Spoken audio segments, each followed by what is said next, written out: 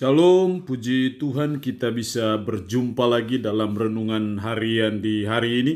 Saya percaya terus menolong kita, memotivasi dan menginspirasi sehingga kehidupan rohani kita terus bertumbuh di hadapan Tuhan.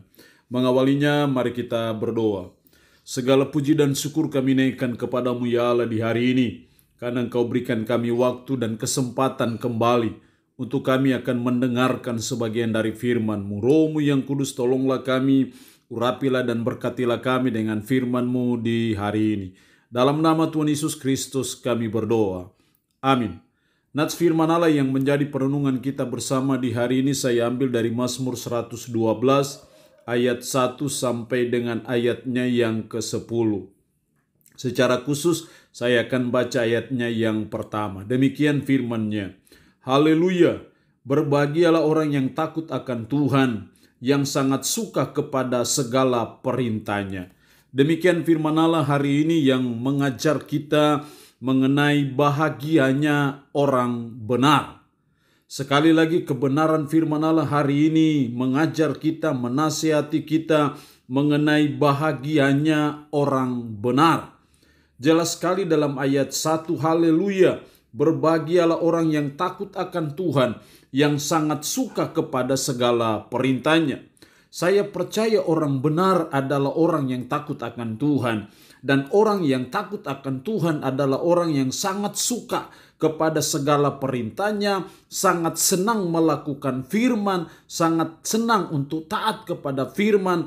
Itulah orang benar di mata Tuhan. Lalu pertanyaannya adalah kenapa orang benar itu berbahagia? Kenapa bahagia orang benar di hadapan Tuhan? Setidaknya di sini saya melihat ada 3 alasan kenapa orang benar itu berbahagia. Yang pertama dalam ayat 2 dan ayatnya yang ketiga, anak cucunya akan perkasa di bumi, angkatan orang benar akan diberkati. Harta dan kekayaan ada dalam rumahnya, kebajikannya tetap untuk selamanya. Angkatan orang benar akan diberkati. Jadi kenapa orang benar itu berbahagia? Karena hidupnya diberkati oleh Tuhan. Karena hidupnya diberkati Tuhan, maka tidak heranlah kalau dia adalah orang yang berbahagia. Jadi supaya hidup kita diberkati oleh Tuhan, maka kita harus jadi orang benar. Angkatan orang benar akan diberkati. Siapakah orang benar? Yaitu orang yang takut akan Tuhan, yang sangat suka kepada segala perintah-Nya. Itulah orang benar di hadapan Tuhan. Jadi sangat penting sebagai umat, sebagai orang percaya untuk kita terus belajar dan berusaha supaya kita menjadi orang benar di hadapan Tuhan. Karena saudara dan saya adalah orang yang berbahagia bila saudara dan saya menjadi orang benar, karena hidupnya diberkati oleh Tuhan.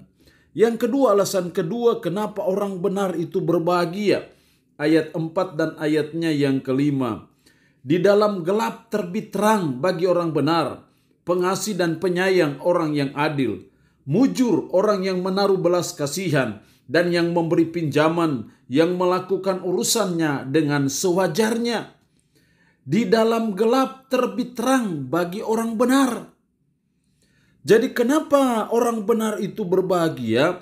Karena hidupnya selalu mujur.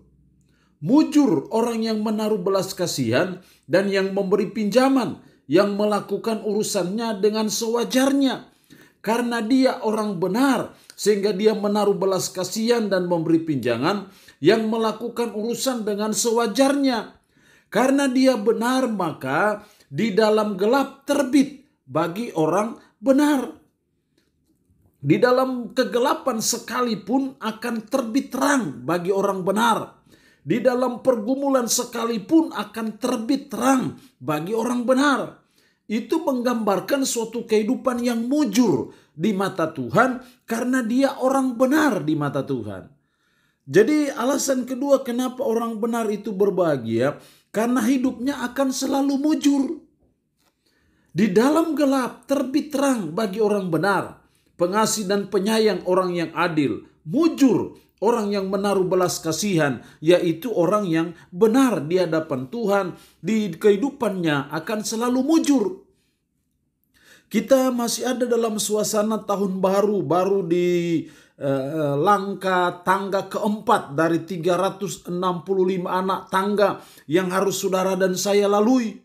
Supaya hidup kita selalu mujur di tahun yang baru ini, maka kita belajar supaya kita jadi orang benar, karena di dalam gelap terbit terang bagi orang benar. Jadi apapun kesulitan hidup kita, tetap akan muncul terang bagi orang benar. Apapun kita dalam situasi dan kondisi pandemi COVID-19, tetap akan muncul terang bagi orang benar. Makanya dia mujur. Jadi kenapa orang benar itu berbahagia? Karena hidupnya selalu mujur. Dan karena itu mari kita belajar di tahun yang baru ini, supaya kita berusaha terus, supaya kita masuk kategori orang benar di hadapan Tuhan, karena akan selalu terbit terang bagi orang yang benar di mata Tuhan. Alasan yang ketiga kenapa orang benar itu bahagia. Ayat 6-10. Sebab ia tak akan goyah untuk selama-lamanya. Orang benar itu akan diingat selama-lamanya. Orang benar itu akan diingat selama-lamanya. Sebab ia tak akan goyah untuk selama-lamanya. Ia tidak takut kepada kabar celaka. Hatinya tetap penuh kepercayaan kepadanya. Kepada Tuhan hatinya teguh. Ia tidak takut sehingga ia memandang rendah para lawannya. Ia membagi-bagikan, ia memberikan kepada orang miskin. Kebajikannya tetap untuk selama-lamanya. Tanduknya meninggi dalam kemuliaan. Itulah hidup orang benar.